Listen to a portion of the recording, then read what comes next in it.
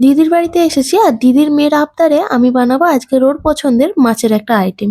জামাইবাবুকে দিয়ে করে চলে গিয়েছিলাম পুকুর থেকে এই তেলাপিয়া মাছ ধরেছি। তেলাপিয়া মাছটা দিদিকে কাটতে বলে আমি আর দিশা যাচ্ছি এখন বাগানে।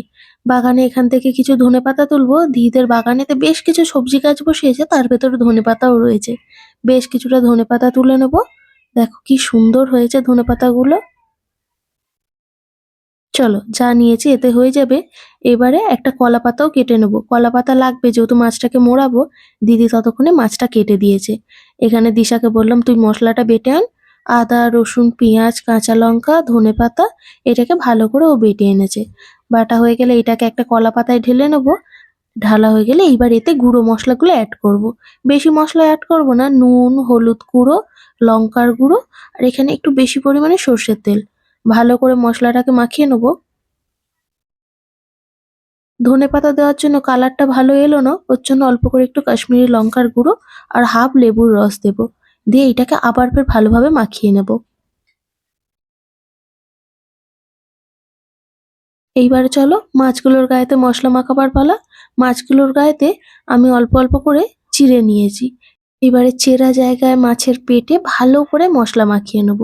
মশলা মাখাতে মাখাতে আমি ততক্ষণে কলা পাতাগুলোকেও একটু সেঁকে নিয়েছি, না তো কলা পাতাতে মোড়াতে গেলে তখন ফের ভেঙে যেতে পারে। চলো মাছ পুরো মাখানো রেডি। এবার মাছটাকে মুড়িয়ে ফেলার পালা। ভালো করে কলা পাতার উপরে দিয়ে উপর থেকে অল্প করে মশলা লাগিয়ে একটা ধনেপাতা দিয়ে ভালো করে এটাকে মুড়ে নেবো।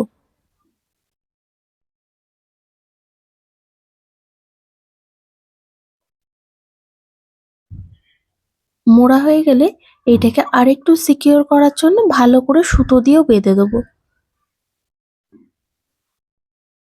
বাঁধা হয়ে গেছে। এবার অল্প করে কড়াইতে তেল দিয়ে মাছগুলোকে ছেড়ে দেবো। ছেড়ে এটাকে ঢাকা দিয়ে একটু ফ্রাই হতে দেবো। খানিকক্ষণ বাদে ঢাকা খুলে আবার ফের উল্টে দেবো। উল্টে আবার ফের ঢাকা দিয়ে আবার ফের উল্টো পাটটাও ফ্রাই হতে দেবো। এইভাবে মাছটা পুরোপুরি ভালোভাবে সেদ্ধ হয়ে যাবে।